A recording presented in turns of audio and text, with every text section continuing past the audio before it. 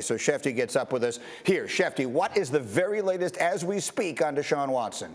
He's met with the Saints. He's met with the Panthers. He's met with the Browns. He's talking with the Falcons. They are all interested in making a deal, Greeny. And all teams, I think, have deals in place, essentially, parameters of deals with the Houston Texans, so that if and when Deshaun Watson makes a decision about where he wants to play, he would then be able to waive the no-trade clause in his contract and help dictate to the Houston Texans about where he wants to play in an arrangement that would be acceptable to the Texans and to him. And clearly, all these teams are on board. Now, the interesting part will be there'll be a team here, maybe probably in the NFC South, that lands Deshaun Watson.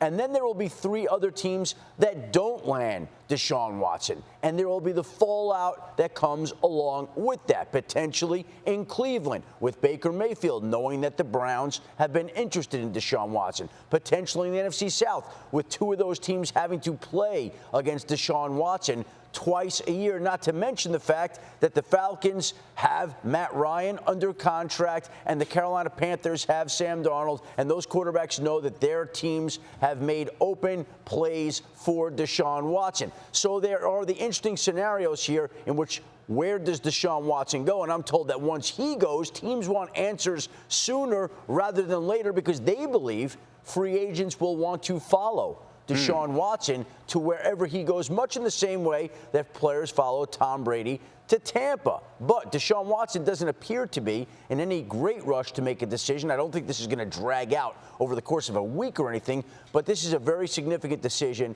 with him coming off everything he has had in the last year and him wanting to make sure that his future is secure and that he makes the right choice moving forward. Absolutely, and we'll get to Baker Mayfield in a moment because there were some interesting developments overnight regarding that. But let's get quickly to the idea of NFL discipline here. What, if anything, do the teams that are negotiating with the Texans know about whatever potential discipline may be involved in this for Deshaun Watson? I think here's where it's at. Look, Deshaun Watson's still facing the 22 civil lawsuits, and the NFL doesn't need charges against a player to take disciplinary action. We saw that with Ben Roethlisberger, who was suspended for 6 games. We saw that with Zeke Elliott, who was suspended for 6 games. And I think there's a sense around the league that Deshaun Watson will be suspended at some point in time, whether the NFL wants to wait for the resolution of the civil cases, whether the league wants to impose any disciplinary action sooner. We shall see what the league decides. But I think people believe that there will be some suspension that's served at some point in time. All right, Schefter, stay close. There's much more from you as we go here, but let me get the rest of the group in on the conversation. I will actually start, Mike T., with you on that thought, because you've been in that chair.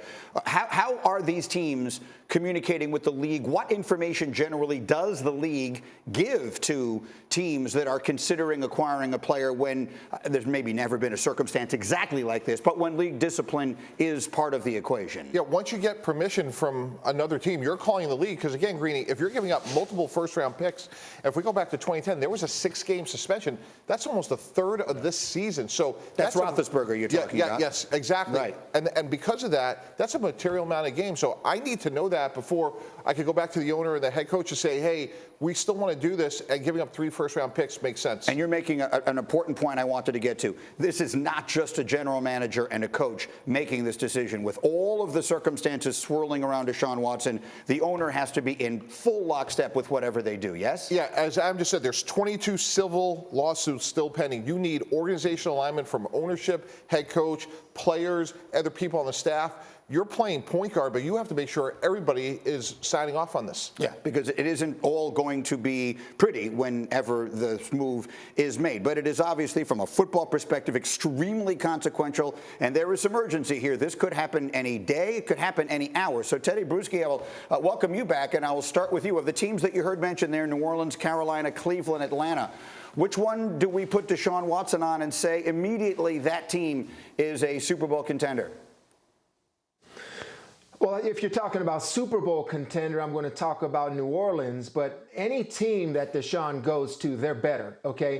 New Orleans, of course, they've got the defense. I mean, I think they have a lot of veteran players that have been in the league a while that can handle this type of distraction. And Listen, you sign a Deshaun Watson, it's going to be, morale by your team. Listen, I know everything that has to happen, and the possible suspension and what's going on here, but you've got a quarterback that can do things for you. So players will be very excited to have that type of performance. I'm not talking about all this stuff going on. And I'll say this, Deshaun Watson, he's 26 years old, okay? He's 26. He'll be 27 in September. And, long term for an organization, you get this guy, this is 4, 5, 6, 7, 10 years.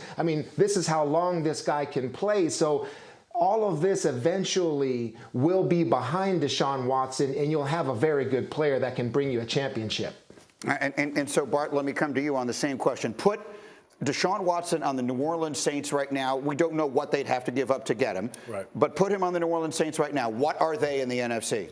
To me, they're Super Bowl contenders. And I think they're a legitimate threat to dethrone Tampa, who's dominated that division for the last couple of years. When you look at what they were able to do with subpar quarterback play with Tampa last year, that defense gives Tom Brady's fits. They have something on him, and they use it every time they play him. I think they definitely have to be the favorite. People forget how great this guy is. Like, he did less with more in Houston than any other quarterback. To throw for 4,800 yards, with losing the best receiver in the game and still finding a way. And it's not just that, it's his efficiency, and it's his leadership as well. He is the perfect combination of Lamar Jackson and Patrick Mahomes, right? He's a mobile quarterback that can destroy you with his feet, and he's become accustomed to playing without great line play. If you put him there with that running game of Alvin Kamara, Michael Thomas, this will arguably be the greatest trio that we've seen in a long time in football. Let me flip the question. If you're Watson and you're looking at those options, which one is the most attractive to you?